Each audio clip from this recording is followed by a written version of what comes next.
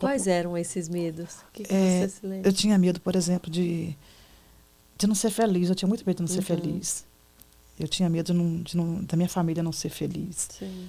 Eu tinha medo de meus filhos não conseguirem viver uma vida feliz. Porque eu tive uma vida infeliz, eu tive um casamento infeliz. Eu nunca contei isso para ninguém. Eu acredito que agora chegou o momento, né? Tive um casamento frustrado, né? Você se casou com que idade nessa época? Com 17 anos 17. de idade. E era alguém da igreja? Era alguém que tinha a mesma fé? Era alguém da igreja.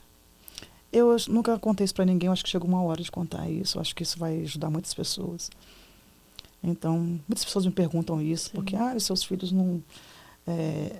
porque sempre tem aquele questionamentozinho, mas sempre tem alguém querendo investigar a minha vida. E Deus nunca me permitiu contar isso, mas eu estou sentindo a liberdade de contar isso aqui. Porque tive medo, porque eu tive um casamento frustrado, eu casei com 17 anos de idade, ele também tinha 17 anos de idade, quando eu casei, que na verdade são o pai dos meus filhos, né? O Lucas, o Marcos e o Guilherme. São frutos do meu primeiro casamento, são bênçãos de Deus na minha vida. E a Letícia é filha do meu segundo casamento, que é o pastor Humberto. Mas o pastor Humberto não era cristão. E era lá do mundão. E Deus me permitiu ir lá no mundo buscá-lo. E hoje meu casamento é feliz. E eu casei, na época, quando eu casei com o pai dos meus filhos, eu casei porque eu tinha medo de ir para o mundo. Sozinha, né? Eu tinha medo de não conseguir servir a Deus. Então eu queria muito casar, porque eu achava que o casamento era uma fuga. Achava que se eu casasse, eu não ia voltar para o mundo, não ia voltar para a bebida, não ia voltar para o cigarro. Eu ia ter uma vida... Era uma segurança. Então isso acabou me prendendo a um casamento. Sim. E quando eu me casei, me casei sem entender o sentido do casamento e automaticamente, quando eu me casei, uma pessoa que dizia para mim assim, você vai continuar trabalhando depois de casar, você vai continuar com a sua vida normal, você vai continuar estudando, e ele não fez isso. Quando eu me casei, com 17 anos de idade, ele me tirou do trabalho, ele não me deixou mais sair, então eu tive uma vida fechada de opressão, mas sempre fui uma mulher de oração, sempre fui muito de oração, ele recebeu muitos livramentos através de mim, né, e a Bíblia diz que a única coisa que pode separar um casamento é o adultério, e ele adulterou por várias vezes. E eu continuei servindo a Deus dentro da minha casa, servindo ao Senhor, e ele continuou a vida dele no mundão, né, pecando, né, dentro da igreja. Sim, sim. E um dia eu fui convidada para fazer uma campanha de libertação, mas eu era muito fiel ao meu casamento.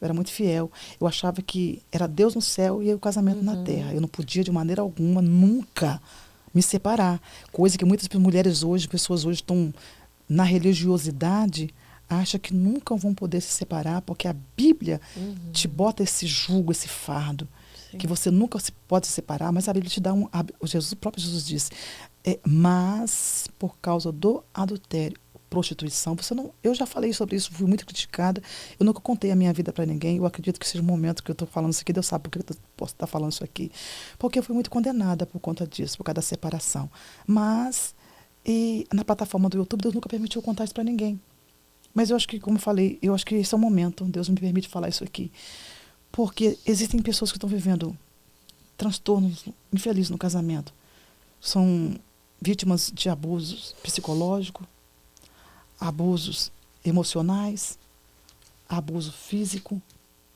mas que estão numa religião que diz que você não pode sair daí. Você é prisioneiro nisso aí. Porque senão você não é cristã, você não vai ser vista como uma cristã. Porque você tem que morrer assim, você tem que viver assim, porque é assim. Então a religiosidade, Karina, ela fez isso com as pessoas. Ela fez mulheres infelizes, pessoas que não acreditam que pode sair disso. Sim. Então o Senhor me fez ver, porque ele tinha esse ministério comigo de libertação, e eu acreditava que eu nunca poderia ser divorciada, porque como é que eu ia pregar a Bíblia se eu era divorciada? Mas aí o Senhor disse para mim, como é que você vai conseguir é pregar para pessoas divorciadas se você nunca passou por isso? Como é que eu posso indicar você, igual eu cheguei a falar com você, acho que uma vez, acho que eu falei isso com você.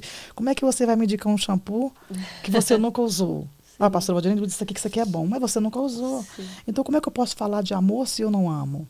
Como é que eu posso falar de divórcio se eu nunca passei por isso? Como é que eu posso ensinar as pessoas uma coisa que eu nunca passei? Então, eu vivia na minha pele. Para mim, hoje, pregar as pessoas e falar sobre transformação, sobre libertação, eu tive que passar por isso. Eu tive muitos medos. Eu tinha crise de pânico. Hoje, para me pregar para pessoas sobre o pânico, eu tive crise de pânico na minha família. Eu, dentro da minha própria casa, eu desmaiava no meu casamento. Crises de nervo. Porque eu sofri isso dentro da minha casa. O meu primeiro marido me fez passar por tudo isso. Então, eu sofri dentro da minha casa. Eu desmaiava. Os meus filhos eram pequenos. Eu fui vítima de abuso várias vezes. Então, ou seja, essas coisas eu passei dentro do primeiro casamento. Então, mas eu não pude mostrar isso porque os meus filhos eram pequenos. Então, eu tinha que passar para meus filhos uma pessoa muito forte, sabe? Sim. E eu não podia passar isso para eles. Então, eu acabei sofrendo sozinha. Eu tive que ser muito forte sozinha. Então, isso tudo, eu me mantive até agora firme, sem derramar uma lágrima. Eu quero continuar assim, porque senão eu vou acabar, não consigo terminar aqui a entrevista com Deixa você. que eu derramo por você, porque aqui porque eu sou muito chorona. Mas quando você mexe no passado, né? Quando você vai mexendo no passado, embora a cicatriz já não dói mais, mas acaba te trazendo um sentimento que você não quer mexer nesse assunto mais, né? Mas tem pessoas que estão me assistindo que, né, que em casa estão passando por situações como essa, que precisam agora entender, ei, peraí, essa pastora está falando para mim, porque eu estou vivendo, porque eu sou da igreja tal, da ministério tal, que me ensinaram a vida toda que eu não posso sair disso aqui. Mas então você pode ser vítima de abuso, você pode ser traída, você pode ser abusada, entende? Porque você foi presa, porque a religião diz que você tem que morrer assim. Não, isso está errado. Então eu tive esses medos, esses pânicos, na minha vida. Né? Eu cheguei a desmaiar das minhas crianças, estando grávida. Então, ou seja, eu passei por tudo isso. E eu tive que resistir isso tudo sozinha. Eu fui, né? Enquanto a maioria das vezes eu tive que viver sozinha com os meus filhos, enquanto o pai deles estavam viajando e adulterando, e eu dentro de casa orando por ele, entende? Dentro de casa orando, pagando um preço por ele, enquanto ele estava adulterando lá fora. E Entende? o que fez você ter uma visão de que não era para mais ser assim? O próprio Deus me chamou. Porque assim como Deus me mostrou lá atrás, que ele falava e mostrava, e eu sempre em oração, uma hora ou outra não adianta, Deus mostra. O pecado não fica encoberto há muito tempo. Para você que está me assistindo em casa aí, pode ter certeza, a máscara cai a qualquer momento. Qualquer momento cai. Você pode ficar assim, no encoberto por algum tempo. Uma hora a máscara cai. E então eu fui convidada para fazer uma campanha na casa de uma irmã com o tema Jesus entra na minha casa. E eu fui. E eu era de muita oração. Hoje eu oro pouco, Karina. Eu já orei muito. Já fui de ficar 3, 4 horas de joelho orando. Quando eu cansava de ficar de joelho, eu deitava falando. 4 horas. Então eu fui convidada para fazer essa campanha na casa de uma irmã. E nessa campanha eu fui direcionando a campanha e as irmãs que convidavam os pregadores. Eu só fazia a campanha, porque eu era muito essa parte de oração. Elas convidaram pregadores diferentes para 7 dias de campanha. E no primeiro dia da campanha, Deus usou um irmão. Eu não me lembro muito bem quem é, porque já faz muitos anos isso. Ele falou comigo assim, a irmã que está direcionando essa campanha aqui, como é que é o seu nome? Eu disse, Valdirene. Ele falou, senhora, Deus me mostra uma visão com a senhora. Eu digo, pode falar, irmão. Ele falou assim, olha, eu vejo um caminho. Vejo a senhora andando do lado de uma pessoa. Determinado ponto do caminho, a senhora está andando com ela. Mas depois eu vejo a senhora andando sozinha. Aí eu nunca caiu a ficha que seria um divórcio. Porque eu era contra o divórcio. E era Deus no céu e esse homem na terra. Então, para mim, isso é espiritual. Eu pensava, será que isso é espiritual? Sim. Mas nunca pensei que fosse algo com o meu casamento. Ok. Primeiro dia foi isso. Passou o segundo dia. Terceiro dia, outro irmão que foi pregar disse para mim assim, irmã que está dirigindo a campanha aqui, Deus me mostra uma visão com a senhora. Eu digo, amém, irmão. Eu vejo um vento muito forte. entrando na sua casa. Mas foi tão forte que te derrubou para trás. Eu digo, meu Deus. Ô, irmão, então vamos orar, porque esse vento não me derruba, pelo amor de Deus. Mas eu pensei, mas o que é isso? Que vem a ser esse vento? Que vem a ser eu caminho sozinha? Para concluir, 6º dia da campanha, Deus usou um outro irmão. Diz para mim assim, irmã, só que está dirigindo a campanha. Eu vejo um velório. E vejo um caixão saindo da sua casa. Ai, eu digo, pronto, agora eu entendi tudo do que Deus falou. Eu vou ficar viúva. Meu Deus, como assim vou ficar viúva? Com 3 crianças pequenas? Guilherme, naquela época, tinha, acho que 7 anos, 8 anos, o Lucas ia fazer 6. O Marcos tinha, acho que ia fazer 4 anos de idade. Não, o Marcos era bebê. Não, era muito menos.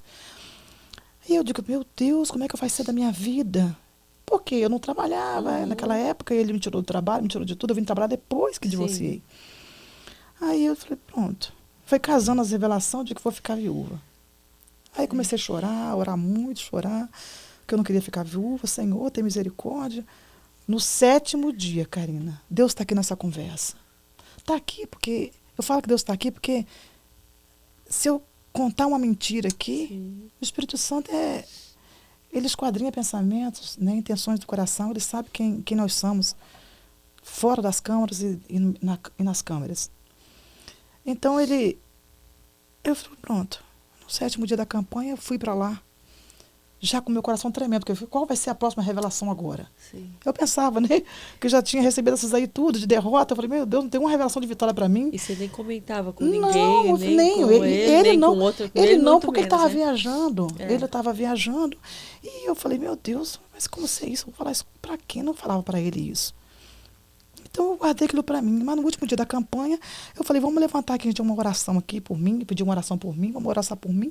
Eu me dobrei no joelho lá no meio de todo mundo, eu falei, vamos orar por mim, que eu já estava angustiada com aquela revelação. Aí, quando estou orando por mim, o irmão disse assim, irmã, eu vi uma visão com a senhora. Eu falei, pronto, agora pronto, já tiro esse monte. Aí ele falou assim, eu vejo um juiz, um advogado, e vejo a irmã recebendo uma pensão por mês. Então agora concluiu, agora eu vou ficar viúva mesmo. Concluiu tudo, já pronto. Já estava seguro que eu ia ficar viúva. Você não entendia que era outra coisa. Não entendia, porque eu achava que só a morte podia me separar. Então eu pensei, não, vou ficar, a morte vai morrer, vou morrer, pronto, vou me separar.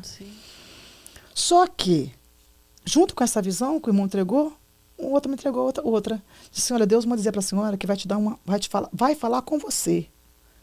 Ele vai falar com você. Ele vai te mostrar algo no oculto.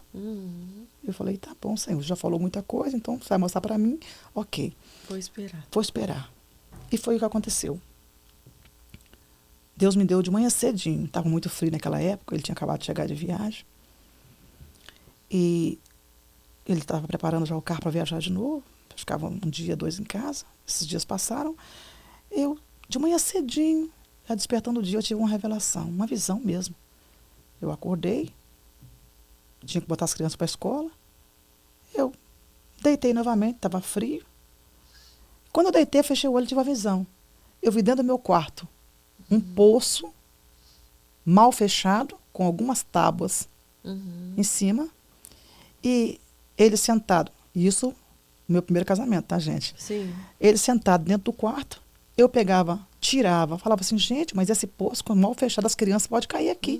Tirava aquelas tábuas, pegava um balde. Por cima era uma água clara, mas por baixo, no fundo, tinha lodo. Aí eu pegava um balde, pegava aquela água e jogava assim e saía lavando. A água passava por baixo dele assim e saía lavando. Aí eu falava para ele assim, poxa, eu nunca te traí. Foi essa a visão que Deus me deu. Mas eu acreditava mais nele do que em Deus. Mais nele do que em Deus. Para mim era Deus, era ele na terra. Era assim que eu acreditava. E aí quando ele chegou, eu disse para ele assim, eu tive um sonho. Eu nem falei que era visão. Eu tive um sonho. Aí ele falou comigo assim, deve ser alguma carona que eu dei para alguém, né, coisa e tal. Eu falei, deve ser. Ainda negou, né? Negou. E aí eu era dirigente do ciclo de oração. Aí eu falei assim, era a época da festividade, eu falei assim, puxa vida, eu estava como líder das irmãs. Aí eu falei, pronto, vou esquecer isso para lá, isso deve ser um sonho que eu tive, ok, acreditei no que ele falou. Mas quando eu entrei no banheiro para tomar banho, eu vi que ele estava almoçando, mas como se alguém tivesse perdido a fome. Aí, quando eu entrei no quarto, ele disse, eu posso conversar com você? Eu falei, pode. Ele falou assim, não teve aquilo que você me falou? Aquilo não foi um sonho, aquilo foi uma revelação de Deus. Eu falei, como assim? Eu realmente traí. Mas me traiu? Como? Como me traiu? Nós somos crentes, eu estou na igreja, você também é presbítero? Como assim? Como me traiu? Então, o mundo desabou na minha cabeça ali mesmo. Ele disse, me perdoa. Eu falei, não me pede perdão aqui. Como assim? Você me conta isso assim e me pede perdão agora? Não me pede perdão. Eu vou descer, vou comprar os uniformes das irmãs e depois a gente conversa. Aí eu desci. É um choque, né? Foi assim, não, caiu na minha cabeça o mundo. Na minha cabeça desabou ali. Porque eu tinha casado com 17 anos de idade, já estava com quase 12 anos de casada. Vivendo uma vida de prisioneira, né? Muito ciumento, né? E vivendo uma vida de prisioneira. E aí, de repente, me diz assim, você foi tão fiel até aqui, mas eu te traí com 12 anos, com 12 anos de casada, né? Então, assim, poxa vida, como assim? Como é que eu acredito numa pessoa durante tantos anos e agora eu, fiel ao Senhor, orando, jejuando por ele fora, e aí me vem assim, para não se te trair, me pede perdão agora, não. Não tem como te perdoar agora, não tem outro. Não caiu nem a ficha aqui ainda. Aí eu fui para casa da minha segunda dirigente de oração e pedi oração para ela. Ali eu desabei. Ali eu chorei, chorei. Aí Deus chegou a enviar pessoas na minha casa para dizer assim, perdoa seu esposo. Eu digo, não, eu perdoo. Eu perdoo. Eu só não vivo com ele. Perdoar, eu perdoo. Perdoo, não tem problema nenhum, vou perdoar. Perdoar, perdoar. E foi isso que aconteceu com a minha vida, né? Estou contando isso aqui, uma coisa que eu não contei para ninguém em rede nacional, praticamente, né? Não contei para ninguém, mas eu acredito que é uma hora, acho que é um bom momento para poder falar isso aqui. Quando você deu a notícia para ele que você não queria mais? Ele ficou praticamente... Porque há aquilo de acreditar, né, de que a mulher cristã ou o cônjuge, enfim, que deve se permanecer casado, que o perdão deve levar à aceitação de continuar daquela maneira. Né? Muita gente fala, então, mas perdoou, mas não quis ficar junto. Então, ele também se assustou com isso, tipo, ué, como assim você é cristã e você não vai me perdoar e não vai continuar comigo? Assustou, e ele sofreu naquela época muito, porque dizia assim, mas eu te amo, mas é um tipo de amor que não dá para entender, sabe? Porque o amor que a gente entende é o amor que quem ama não trai, né? Quem ama não maltrata, quem ama não machuca. Não mente. Né? É isso, não mente, não finge, né? Então, quem ama não faz isso. Então, esse tipo de amor, para mim, é falso, é mentiroso. Né? Então, não dá para você levar um amor desse para frente. Né? E por mais que você perdoa de verdade, se você perdoou de verdade, muitas mulheres, graças a Deus, conseguiram isso.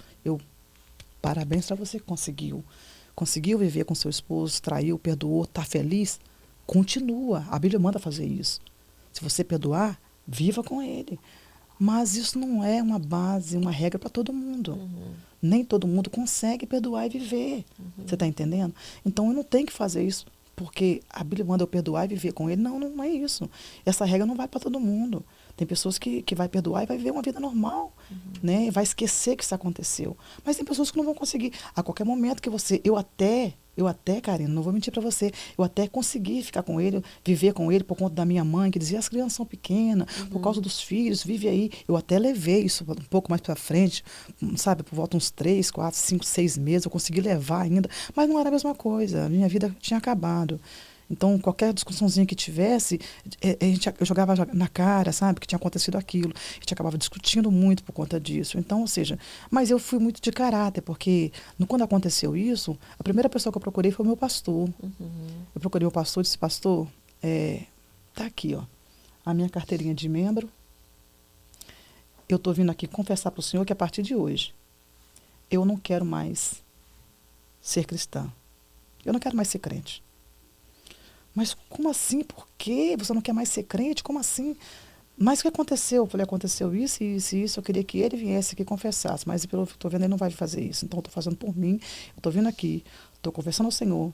Vai ter uma festa de ciclo de oração. Então, eu não estou apta para... Eu não vou conseguir perdoar ele agora. Então, eu não quero ser falsa. Então, está aqui. Eu não quero ser crente. Ele Não, não é assim. Vamos orar e vamos conversar, vamos tentar restaurar seu casamento, coisa e tal. Eu não queria mais. Uhum. Eu decidi que eu não queria mais, porque pelo sofrimento, porque, por exemplo, se eu fosse feliz no casamento, Uhum. se eu fosse uma pessoa que estivesse ali feliz no meu casamento, durante esses 12 anos, teve um deslize, né?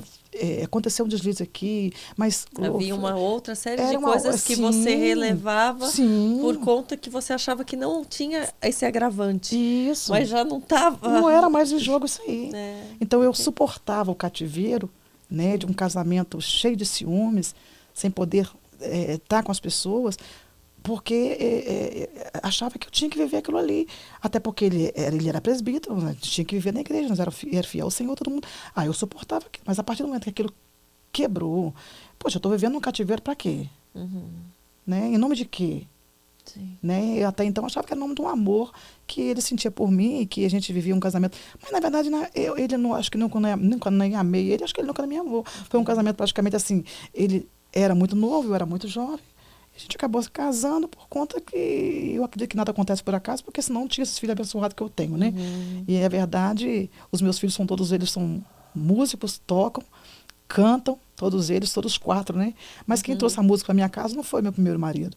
Quem trouxe a música para minha casa foi o meu esposo. Uhum. Foi o Humberto. Ele que trouxe a música para casa. Né? Então, ou seja, foi preciso passar por lá Sim. para chegar aqui. Sim. Então, através disso que aconteceu, ele não conhecia Deus, o Humberto não conhecia Deus. Como foi essa nova fase sua? Foi difícil. Primeiro, a fase de ficar realmente Foi difícil. sozinho, a fase da separação, do julgamento das Muito, pessoas de fora, falando você não muito. devia ter feito isso, devia ter feito aquilo, devia ter orado até o fim, que fé é essa, que não é porque Deus não é a favor, enfim. Foi Né? difícil essa fase, Porque- foi muito difícil essa fase, porque foi o julgamento de muitas pessoas, né? Como você mesmo está falando aí, foi inúmeras pessoas. Foi também a minha família, minha mãe, que na época, né, era saudável e achava que eu tinha que viver com ele por conta dos filhos, né? Que naquela época eu tive um irmão, tenho um irmão meu, né? Que eu falo mesmo de todos os meus irmãos, ele foi o irmão que na época me estendeu a mão, ele é contador, né, contabilista, e naquela época ele me ajudou muito, ele me levou para a contabilidade, para o escritório dele, porque, Karina, eu não sabia mais trabalhar, Sim. ele que botava tudo dentro de casa, até uma peça íntima que comprava era meu marido, então eu não podia sair para comprar nada. Então É um eu recomeço, passei a né? ser, então eu tive medo de tudo, então tudo era uma prisão, era um cativeiro que eu vivia, então quando isso rompeu, quando isso aconteceu, eu digo assim, meu Deus, como é que eu vou viver agora? Como é que eu vou viver? Como é que eu vou sustentar meus filhos? E tem muitos casamentos que acham que tem que viver, como é que vai sustentar os filhos? Como é que eu vou viver? Eu dependo dele financeiramente, né? Embora, quando eu casei com ele, eu era independente financeiramente. Mas depois ele me tirou, então foram quase 12 anos, ou quase 12 anos, vamos dizer 12 anos, sem trabalhar, sem voltar novamente à vida profissional. Então eu tive que aprender tudo novamente. Eu tive que terminar meus estudos depois que eu me casei com o Humberto. Então, ou seja, foi muito difícil, eu fui aprender tudo depois que eu larguei ele. Eu tive que voltar à minha vida novamente, viver novamente, eu tive que engatinhar tudo de novo, ter minha vida depois, porque até então eu não tinha uma vida, né? Eu tive muitos temores. E meus filhos hoje, né, a maioria, não digo, o Marcos sempre foi muito, graças a Deus, foi muito assim, muito parecido comigo.